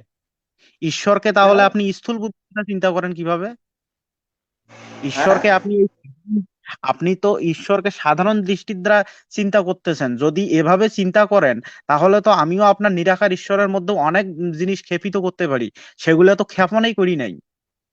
আমি যে দাদা নিরাকার ঈশ্বরের প্রতি যে আমার কথা আক্ষেপগুলো আছে, বলতে আমি যদি সেই আক্ষেপগুলো তুলে ধরি তাহলে তো আপনার নিরাকার ঈশ্বরকে আচ্ছা, আপনি বাঁচাতে পারবেন আমি না। আমি আবার একটু মিউট করছি সবাইকে, একটু মিউট করছি, একটু মিউটে থাকেন আসলে। আহ, পবিত্রদা আহ, আর নকুল দাদা, আমি উভয়কেই বলবো যে যখন কেউ প্রশ্ন করেন, প্রশ্নটার আপনি যেমন একজন প্রশ্ন করেছেন এবং আপনি উত্তরটা চেয়েছেন, তো উত্তরটা দিচ্ছেন না কেন? উত্তরটা সে শেষ করুক, তারপর তো আপনি আবার আহ, মানে তার কথা শুনে আপনি আবার ওটার প্রত্যুত্তরে উত্তর দেবেন, তাই না? তো এখানে যেমন পবিত্রদা এখানে একটি প্রশ্ন করেছিলেন যে ঈশ্বর যদি এক অংশ দ্বারা তিনি সমস্ত জগতে ব্যপ্ত করে রেখেছেন, তাহলে তিনি আবার এই ক্ষুদ্র পৃথিবীতে তিনি কিভাবে নেমে আসেন, কিভাবে তিনি ওই অংশ মানে তিনি তো ব্যক্তি হয়ে আছেন একটি অংশ দ্বারা, তিনি আবার কেন আসেন? তো এটার উত্তরটা আবার আপনার যে এখানে প্রতিপক্ষ আছে সে প্রতিপক্ষের কাছে আপনি জানতে চেয়েছেন, সে প্রতিপক্ষ আপনাকে উত্তরটা দিচ্ছে, আপনি আগে উত্তরটা নেন, তারপর আপনি আবার এখানে কথা বলবেন, ঠিক আছে? হ্যাঁ, আমি নকুল দাকে অবশ্যই আনমিউট করছি, আপনি অবশ্যই সেটার উত্তর দেন আর খুব দ্রুত শেষ করবেন, ঠিক আছে? এই এই এই এখনই মানে আপনাদের উত্তরটা এই কাকে বিষয়ের উপর দিতে থাকলে। বলছেন, আমাকে? হ্যাঁ হ্যাঁ, আপনাকে আপনাকে প্রশ্ন করছি, আপনি উত্তর দেবেন। আচ্ছা, প্রশ্নটা কি আরেকবার বলেন তো শুনি। তিনি প্রশ্ন করেছেন, হ্যাঁ, যেমন কি শ্রীমদ্ ভগবত গীতার 10ম অধ্যায়ের 42 নম্বর শ্লোকটি স্পষ্ট দেখতে পাই যে আমার এক অংশের দ্বারা সমস্ত জগতে ব্যপ্ত হয়ে রইয়াছি, ঠিক আছে? এর আগে যে প্রশ্নগুলো উঠে এসেছিল যে ঈশ্বর যদি ব্যপ্ত হয়ে থাকেন, হ্যাঁ, তিনি মানে যদি তিনি সাকার হয়ে যান তাহলে তিনি একটি হয়ে যান আর কি। তো সেই কথা থেকে থেকে আমরা শ্রীমদ্ ভগবত গীতা 10ম অধ্যায়ের 42 নম্বর যে শ্লোকটি আছে সেই শ্লোকটি এখন প্রতিস্থাপন করেছি, এবং সেই শ্লোকটিতে আমরা দেখতে পাই যে ঈশ্বর এক একটি অংশ দ্বারা সমস্ত জগতে ব্যপ্ত হয়ে আছেন। তো এরই অনুসারে পবিত্রতা আপনাকে একটি প্রশ্ন করেছেন, প্রশ্নটি হচ্ছে যে ঈশ্বর যদি একটি অংশ দ্বারা যদি তিনি ব্যক্ত হয়ে থাকেন তাহলে তিনি আবার এই ক্ষুদ্র পৃথিবীতে তিনি আবার কেন আসেন? আর যদি তিনি আসেন তাহলে তার ওই যে একটি অংশ দ্বারা যে ব্যক্ত হয়ে আছেন, হ্যাঁ, তাহলে তিনি পৃথিবীতে চলে আসতেছেন সে অংশ নিয়ে, সমস্ত কিছু নিয়ে, হ্যাঁ। যদি এই ক্ষুদ্র পৃথিবীতে চলে আসেন, হ্যাঁ, তাহলে আবার তিনি ওখানে কিভাবে একটি অংশ দ্বারা মানে ব্যক্ত হয়ে রয়েছেন? তিনি প্রশ্নটা এরকম করেছেন। এটার উত্তরটা আপনার কাছ থেকে জানতে চেয়েছে, সেটার উত্তরটা আপনি দেন। তিনি তার একটি অংশের দ্বারা জগৎ, অর্থাৎ এই মানে এই ব্রহ্মাণ্ডে তিনি পরিব্যাপ্ত আছেন, কিন্তু তারপরও তিনি কেন এই জড়জগতে আবার আসতেছেন অবতার রূপ ধরে, এটাই তো? এটার এটা উত্তর হ্যাঁ, তো দাদা, দাঁড়ান একটু এটার একটু উত্তর একটু তো দাদা এটা ভগবত গীতার না না চতুর্থ না না অধ্যায়ে। নকুলদা, আমি আপনাকে থামাচ্ছি। এটা না, তিনি বলতেছেন যে তিনি যদি একটি অংশ দ্বারা ব্যক্ত হয়ে থাকেন তাহলে যখন তিনি পৃথিবীতে আসেন তখন তো তার ওই একটি অংশ দ্বারা সেখানে ব্যক্ত থাকেন না, তিনি তো পৃথিবীতে চলেই আসতেন। তিনি প্রশ্ন করেছেন এরকম, ঠিক আছে? হ্যাঁ, দেখেন দেখেন, হ্যাঁ তিনি হ্যাঁ, এটার উত্তরটা। একটি অংশের দ্বারা যেমন জগৎ পরিব্যাপ্ত আছেন, তেমনি ভাবে এই জড় জগতে তিনি যখন আসবেন তখনও তার ওই সেম একটি অংশের দ্বারাই এই সমগ্র জগৎ পরিব্যাপ্ত আছেন। আমরা যদি এভাবে দেখি এটার উত্তর। যে ভগবান শ্রীকৃষ্ণ বা ভগবান বা ঈশ্বরই বলি, তারা কিন্তু ভারতবর্ষে, হ্যাঁ, আসলে ভারতবর্ষটাকে যদি এখনকার ভারতবর্ষের হিসাবে যদি চিন্তা করি তাহলে তাহলে কিন্তু হবে না। কারণ কি, আপনি মহাভারতের যুগে সেই ওই আমেরিকাও কিন্তু ওই সেই ভারতবর্ষ ছিল, ওই চীনও সেই ভারতবর্ষ ছিল, ওই শ্রীলঙ্কাও সেই ভারতবর্ষই ছিল। এখন তো ভারতকেই শুধু ভারতবর্ষ বলা হয়, অথচ বাংলাদেশও ভারতবর্ষ, এটা কিন্তু অনেকে স্বীকারই করে না। ঠিক আছে, তেমন ভাবে যে ভগবান যখন এই জড়জগতে অবতার রূপে এসেছেন, তখনও তার তার সেম ওই একটি অংশের দ্বারাই তিনি সমগ্র জগতে পরিব্যাপ্ত ছিলেন। সমগ্র জগৎ বলতে শুধু এই জড় জগৎটা আমরা কেন বুঝবো? সমগ্র জগৎ বলতে শুধু জড় জগৎকে তো বোঝা যাবে না। জড় জগতের বাহিরে যে ব্রহ্মাণ্ড গুলো আছে, অসংখ্য ব্রহ্মাণ্ড তো আছে, সেই ব্রহ্মাণ্ড গুলোকে আমরা কেন বুঝতেছি না, শুধু জড় জগৎকে আমরা কেন হিসাব করতেছি? আপনি থেমেছেন, এবার আমি পবিত্র দাদার কাছে যাচ্ছি। আচ্ছা, পবিত্র দা, আমি হ্যাঁ হ্যাঁ আমি আপনার কাছে যাচ্ছি। আপনি নকুলদার প্রশ্নে, আপনি যে প্রশ্নটা করেছিলেন সেটার উত্তর হয়তো তিনি দিয়েছেন তার মতো করে। এবং কি আমরা এটাও দেখতে পাই যে ভাগবত মহাপুরাণে, হ্যাঁ, যদিও আলোচনা এটা না, যে ভাগবত মহাপুরাণে দেখতে পাই যে ভগবান শ্রীকৃষ্ণ আহ, যে 16,000 স্ত্রীর কথা যে উল্লেখযোগ্য পাই আমরা ভাগবত মহাপুরাণে, এবং কি মহাভারতও পাই এবং ক্রিটিক্যাল ভার্সনও পাই, কিন্তু এটা নিয়ে দ্বিমত আছে, কেউ মান্য করে কেউ মান্য করে না, এটা যার যার ব্যক্তিগত ব্যাপার। তো ভাগবত মহাপুরাণে দেখতে পাচ্ছি যে ভগবান শ্রীকৃষ্ণ তার দেহকে, হ্যাঁ, ওই 16,000 ভাবে ভাগ করেছেন, 16,000 ভাবে ভাগ করে তার, হ্যাঁ, প্রতিটি স্ত্রীর সঙ্গে তিনি মানে চলে গেছেন। তো ঈশ্বর, আমি এর আগেও বলেছি যে ঈশ্বর পূর্ণ থেকে পূর্ণ, তিনি সর্বশক্তিমান, তিনি এমন কোনো কাজ নেই যে তিনি পারেন না, হ্যাঁ। তো ঈশ্বর এক অংশ দ্বারা ব্যক্ত রয়েছেন, এই না যে তিনি ওই অংশটাকে ছেড়ে দিয়ে তিনি আবার পৃথিবীতে চলে আসছেন, এরকম কিন্তু না। যেহেতু তিনি পূর্ণ থেকে পূর্ণ, ওম পূর্ণমিদম পূর্ণাত পূর্ণমুদচ্যতে পূর্ণস্য পূর্ণমাদায় পূর্ণমেবা বশিষ্যতে, তিনি পূর্ণ থেকে পূর্ণ, তার অপূর্ণ কেন থাকবে? তিনি ওখানেও ব্যক্ত আছেন, আবার পৃথিবীতে জন্মগ্রহণ করেছেন। নকুলদা হয়তো এটাই বুঝাতে চেয়েছেন। হ্যাঁ, পবিত্রদা, আপনি এবার শুরু করতে পারেন। দেখুন, আমি যেটা বলেছি আপনারা বুঝতে পারেননি, আমাকে তো মিউট করে রেখেছিলেন। যাই হোক, আমি যেটা বলেছি ভালো করে বোঝার চেষ্টা করুন। আমি আরো আরো সরল ভাবে বলার চেষ্টা করছি। আমি কিন্তু পুরোপুরি বাংলায় বলছি, এখানে কোনো সংস্কৃত বচনও টানছি না, কোনো হিন্দিতেও বলছি না। যে ঈশ্বরের এক অংশে সমস্ত জগৎ ব্যক্ত হয়ে রয়েছে। ঈশ্বরের, দেখুন, শব্দের মধ্যেই অর্থ লুকিয়ে রয়েছে। ঈশ্বরের এক অংশে জগৎ ব্যক্ত হয়ে রয়েছে। মনে করুন আমরা ধরলাম ঈশ্বরের টোটাল 10 অংশ রয়েছে, তো তার মধ্যে একটা অংশ সমস্ত জগৎ, কোন জগৎ মানে এই যে টোটাল জগৎটা ওর মধ্যে ব্যক্ত হয়ে রয়েছে। তাহলে টোটাল জগৎটা যদি ওর মধ্যে ব্যক্ত হয়ে থাকে, তাহলে ঈশ্বরের চেহারা জগতের থেকে বড় হলো। যেহেতু আপনারা সাকারকে মানছেন, তো ঈশ্বর যদি সাকার হয়, তাহলে সাকার হওয়ার কারণে সে দৃশ্যমান, সে মানুষের শরীরের মতো দেখতে নয়, কিংবা মানুষের চোখ নাকের মতো নয়, কিন্তু তার অন্যরকম দেখতে, সে তো সাকার। তো সাকার যদি হয়, তো তাহলে তার এই যে আমাদের জগৎ, এই জগতের তুলনায় অনেক গুণে বড় চেহারা। কেননা তার একটা অংশ জগৎ রয়েছে, তাহলে তার বাকি অংশগুলো ধরলে অনেক বড় হচ্ছে। এই কথা। এইবার দেখুন এখানে, এইবার ওই ঈশ্বর, আপনারা বলছেন অবতারের কথা হলো, তাহলে অবতার যদি নয়, অবতারের কথার অর্থ হলো কি? অবতরণ থেকে অবতার কথা এসছে। অবতরণ মানে নেমে আসা। তো নেমে কে আসেন?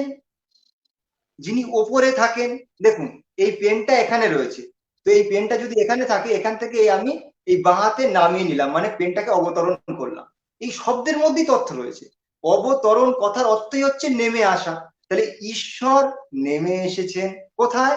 না, ওই যে এক অংশের জগৎ ছিল, ওই এক অংশের জগতের মধ্যে এমন অনেক বড় বড় সৌরজগৎ, বড় বড় গ্যালাক্সি, বড় বড় ব্রহ্মাণ্ড রয়েছে, তার মধ্যে ক্ষুদ্র ক্ষুদ্র ক্ষুদ্র থেকে ক্ষুদ্রতম একটা পৃথিবীর মধ্যে নেমে এসেছেন। আমি ধরলাম পৃথিবীটাই ভারতবর্ষ, পৃথিবীতে নেমে এসেছেন ওই অত বড় বৃহৎ ঈশ্বর। আর ঈশ্বর তো নিরাকার নয় আপনাদের মতে, ঈশ্বর সাকার, অর্থাৎ তার একটা আকার রয়েছে। সেই মানে জগতের থেকে এত গুণ ঈশ্বর, তিনি নেমে এসেছেন কোথায়? না ওখানে। তাহলে নেমে কে আসছেন? যিনি যেখানে নেই। অবতরণের অর্থই হলো এই যে নেমে আসা। নেমে আসার অর্থ হলো এই যেখানে নেই সেখানে যাওয়ার নাম হচ্ছে নেমে আসা। আর যেখান থেকে নামলেন সেখানে সে খালি হয়ে যাওয়ার কথা, না হলে সে অবতার হলো কি করে? অবতরণ থেকেই তো অবতার এসছে।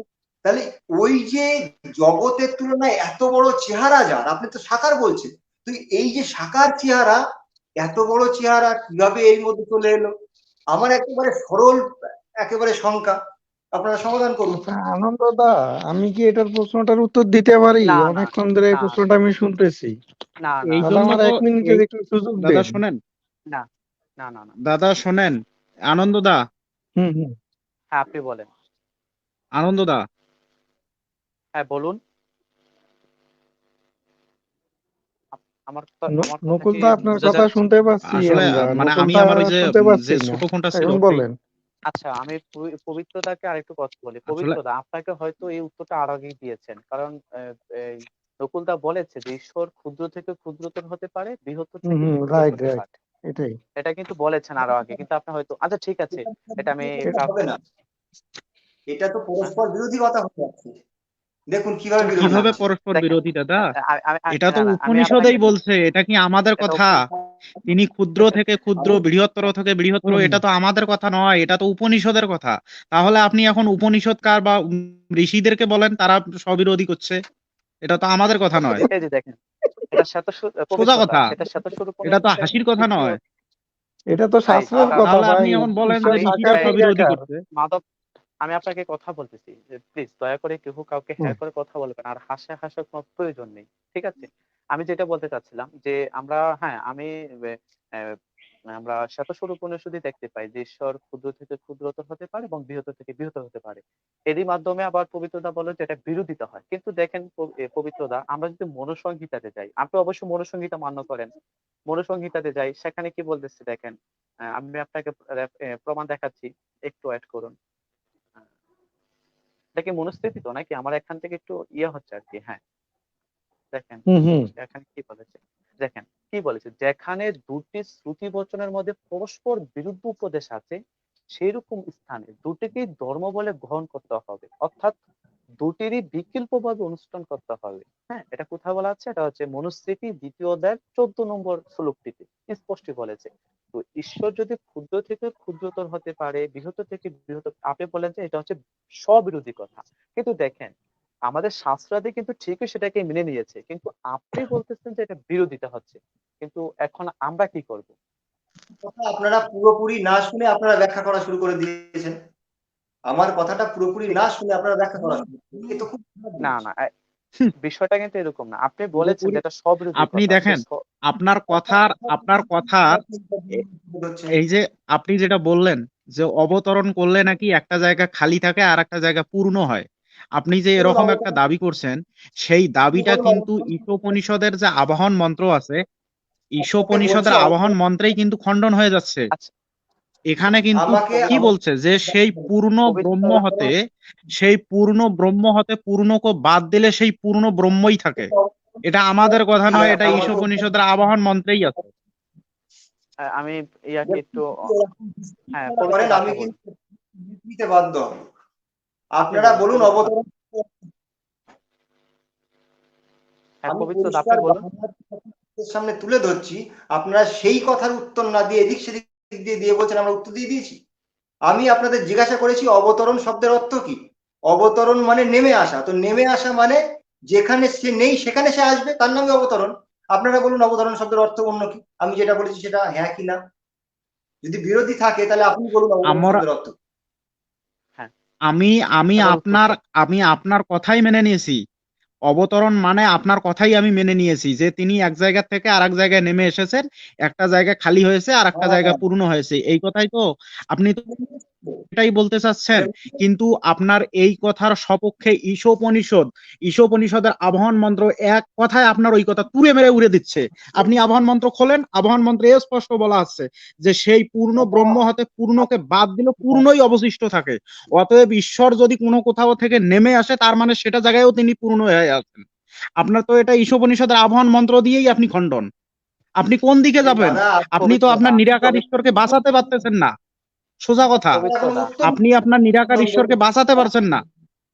পবিত্র আরে দা আপনি দাদা, এই আমি ইয়াকে একটু মিউট করি, একটু মিউট করে রাখি। এই খণ্ডন হ্যাঁ, করে দিয়েছি বলে হলো না। আপনাকে আমি জিজ্ঞাসা করেছি বৈষ্ণব বাজান। নেমে আসছেন মানে কি, অবতরণ নেওয়ার মানেটা কি হলো, যে তিনি যেখানে নেই সেখানে যাচ্ছেন। তাহলে ঈশ্বর নেই এটা তো আপনারা প্রমাণ করতে পারবেন না। ঈশ্বর আপনারাই বলছেন যে সর্ব জায়গায় তিনি ব্যপ্ত হয়ে রয়েছে, তিনি সব জায়গায় পূর্ণ হয়ে রয়েছে, যেখানে পূর্ণ রয়েছে সেখানে তার যাওয়ার কি প্রয়োজন পড়লো? যেখানে পূর্ণ হয়ে রয়েছে সেখানে তার যাওয়াটার প্রয়োজন কি পড়লো? যেখানে আমি বিদ্যমান রয়েছি সেখানে আমি যাবোটা কেন? আপনারা বলছেন অবতার নিচ্ছে ঈশ্বর, ঈশ্বর অবতার নিচ্ছে, এটা তার কিভাবে প্রমাণ যাওয়ার করবেন আপনারা? প্রয়োজন তার যাওয়ার বলুন প্রয়োজন কেন পড়ছে সেটা তো ভগবদ গীতার ৪র্থ অধ্যায়ের ৭ নম্বর মন্ত্রেই ৭ নম্বর শ্লোকেই বলা হচ্ছে। বলা সেখানেই তো হয়েছে। বলা হচ্ছে যে যখনই ধর্মের হানি ও অধর্মের বৃদ্ধি হয় তখনই আমি নিজেকে পবিত্র দা সৃষ্টি করি। এই পবিত্র কথাটা দা কেন বলতেছে বলেন? আচ্ছা, আমি ঠিক আছে, থামাচ্ছি, আমি এবার আমরা থামুন, একটু থামাচ্ছি এভাবে। হ্যাঁ, থামুন। পবিত্র দা আমি আমি আমি বলছি, আমি আমি আমি আপনাকে আমি আমি দাঁড়ান আপনার দাঁড়ান, কাছে যাচ্ছি। এরপরই আপনার কাছে যাচ্ছি। আমার কথাটাকে একটু শুনুন। আমি কি বলতে করতে চাচ্ছি। পারবো না, আমার দেখুন লাইভ আমার ইন্টারনেট ডাটাও শেষ হতে যায়, সিগন্যাল দিয়ে দিয়েছে, আমাকেও শেষ ঠিক হতে হবে।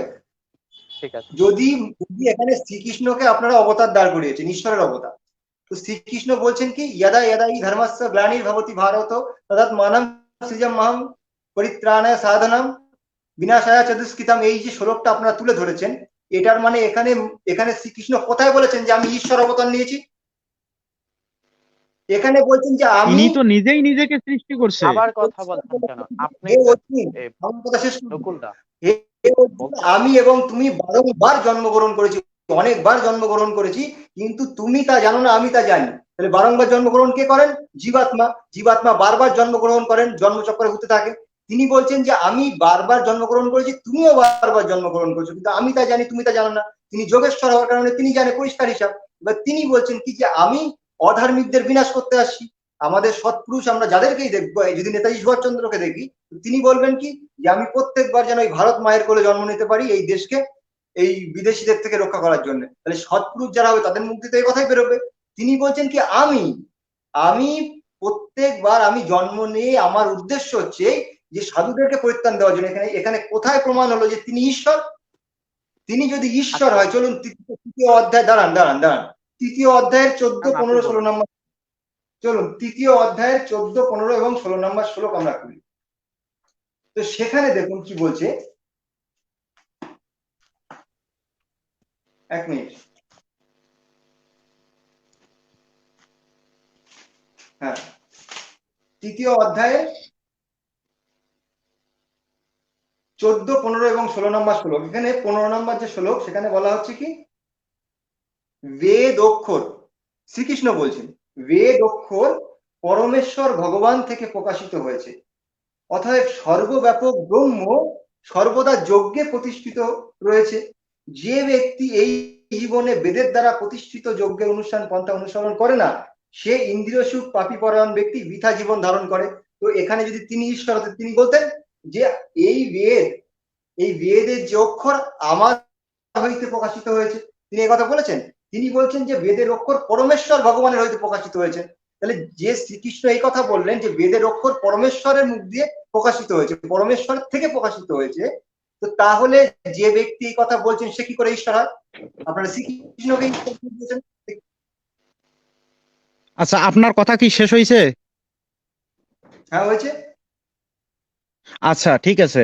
এখন আপনি যেটা বললেন যে তিনি সেখানে কোন পরমেশ্বরের কথা বললেন, এখন আপনি তো অবশ্যই মানেন যে সেই পরমেশ্বর যে সর্বব্যাপ্ত, এটাতে আপনি মানেন নাকি?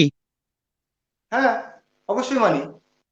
আচ্ছা, দেখেন ভগবত গীতাতেই কিন্তু 7ম অধ্যায়ের 19 নম্বর শ্লোকেই বলা হচ্ছে যে সর্বমিতি বাসুদেব।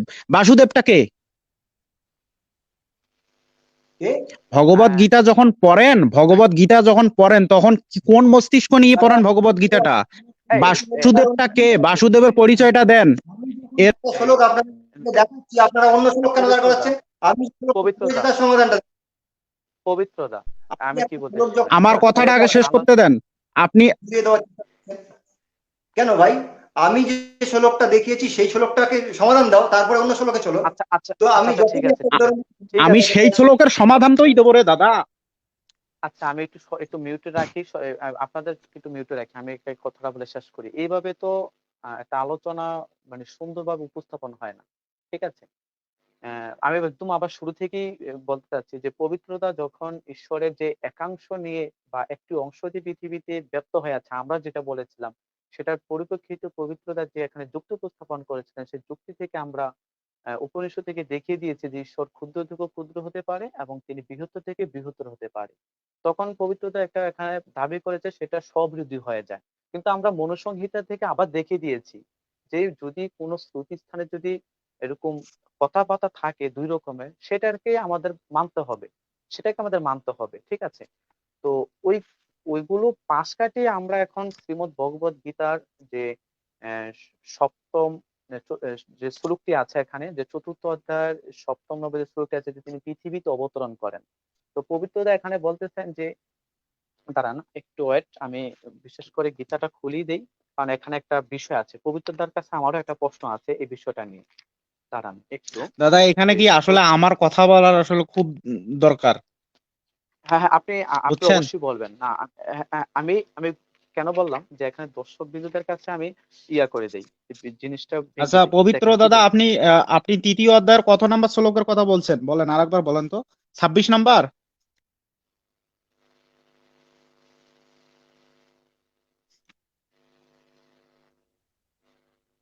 আচ্ছা, আমাকে আমি তো মিউট যাচ্ছি। করে দিন।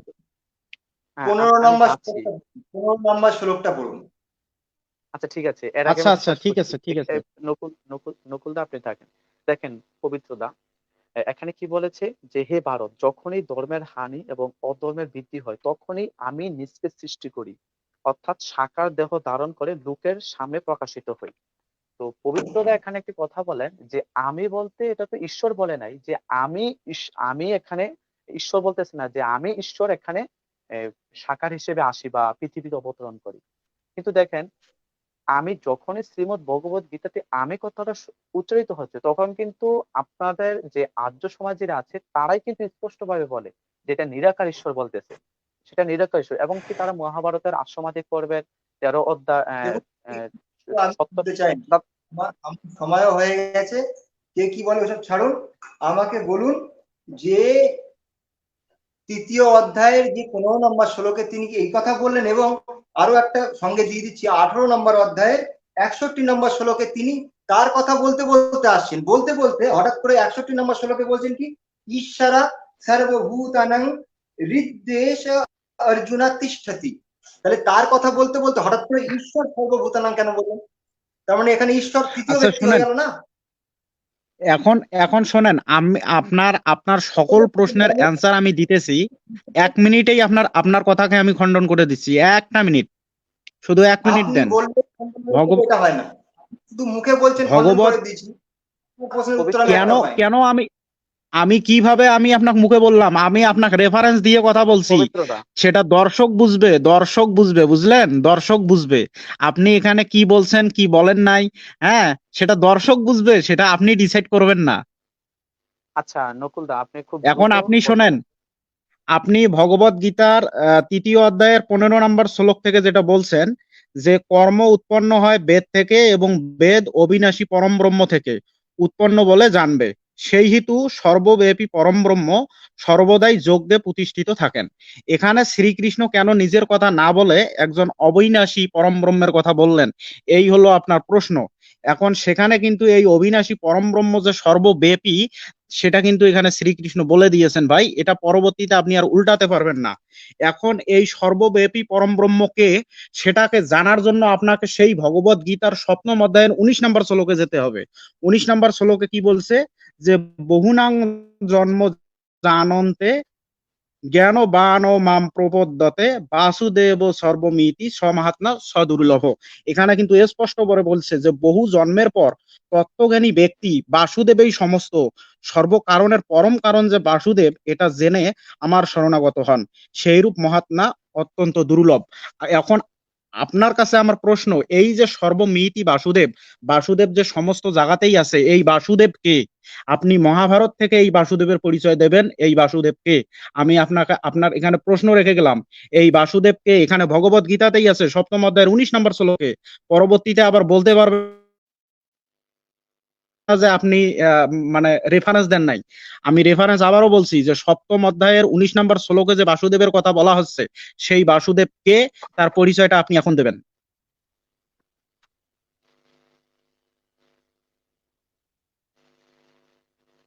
হ্যাঁ পবিত্রদা, আপনি এবার শুরু করুন।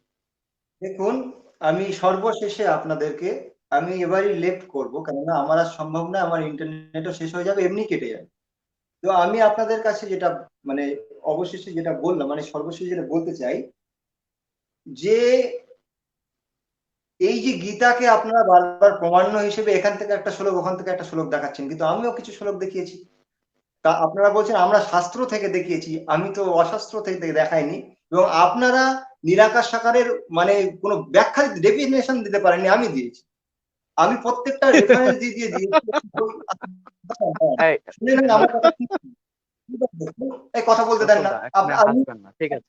এখানে হাসবেন না। আপনাদের আমার চ্যানেলে হ্যাঁ যখন বলুন। আপনাদের ডাকলাম আপনারা বললেন না, আমি আমি চলে এলাম আপনাদের চ্যানেলে, আপনারা বারবার মিউট করে দিচ্ছেন। আচ্ছা, এটা আমি সত্যতা। একটু বলি যে নকুলদা আসলে হাসাহাসিটা ঠিক হচ্ছে না, বুঝলেন? আপনি, উনি বলুক, উনার কথা বলুক, তারপরে আমরা বলতে এটা দেন। খণ্ডন করি, বুঝলেন? আমার কথা শেষ করুন, হুম, বলুন।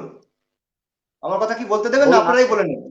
হ্যাঁ দাদা, না হ্যাঁ না, আমি তো ওনাকে মানা করলাম যে আপনার যাতে ডিস্টার্ব না করে, বুঝলেন? আপনি আপনার মতো বলুন, আমরা শুনি। হ্যাঁ। তো এবার এবার ঈশ্বর নিরাকার সাকার সে বিষয়ে আমি মানে একেবারে অভিধান থেকে দিয়ে দিলাম আপনাদের সামনে। তাহলে নিরাকার মানে অস্তিত্ব নেই, এ কথা ভুল হয়ে গেল। নিরাকার মানে অস্তিত্ব আছে, তার মূর্তি নেই, কিংবা তার একটা পরিমাণ যেটা আমরা বলি সেটা নেই, একটা চলে গেল। এইবার ব্যাপারটা হলো যে ঈশ্বরের যে আপনারা মূর্তির কথা বললেন, যে সহস্র শিষ্য সহস্র, এই যে মানে হাজার চোখ হাজার নাক হাজার মুখ, তো সেই রকম মূর্তি বানিয়ে আপনারা পূজাও করেননি, অথচ আপনারা শাস্ত্র দেখাচ্ছেন এক, পুজো করছেন আর এক, প্রথম কথা। দ্বিতীয় কথা, আরেকটা কথা আমি তুলে ধরি আপনাদের সামনে, যে শাস্ত্র থেকে যখন ব্যাখ্যা হয়, যেমন কেউ যদি তার স্ত্রীকে বলে যে তোমার জন্য আমি চাঁদকে এনে দিতে পারি, তো এর মানে স্ত্রীও বুঝে যান যে আমাকে সে অত্যন্ত ভালোবাসে, তার জন্য কথা বলেছে। তার মানে কি চাঁদকে এনে দিয়েছে, এ কথা কিন্তু মিথ্যা কথা, কিন্তু আমরা ব্যবহারে বলছি। তাহলে আমাদের শব্দের মধ্যে কি লক্ষণা, ব্যঞ্জনা এবং অভিধা, এই তিনটে শব্দ রূপ রয়েছে। এই যে শব্দ শক্তির তিনটে ধাপ, লক্ষণা, ব্যঞ্জনা এবং অভিধা, তো কোন শব্দ কোথায় রয়েছে আমরা যখন এখান থেকে আমরা বিভিন্ন উপনিষদ থেকে আমরা তুলে ধরছি, ধরে আমরা এই উপনিষদের যে কথাগুলো রয়েছে এগুলো পাবলিক পড়লেই বুঝতে পারবে, এত সহজ। তো এর জন্য ব্যাখ্যার প্রয়োজন রয়েছে, সেই ব্যাখ্যা করতে গেলে সময় লাগবে। তো এবার আপনারা যেখান দাদা, থেকে তুলে দিয়েছেন, আমি দাঁড়ান আমার আমি কথা শেষ আপনার এত কথা মাঝখানে শোনেন, আপনার এই ব্যঞ্জন অর্থ কল্পনা হ্যাঁ মিউট করে দেন। আসি নাই। এই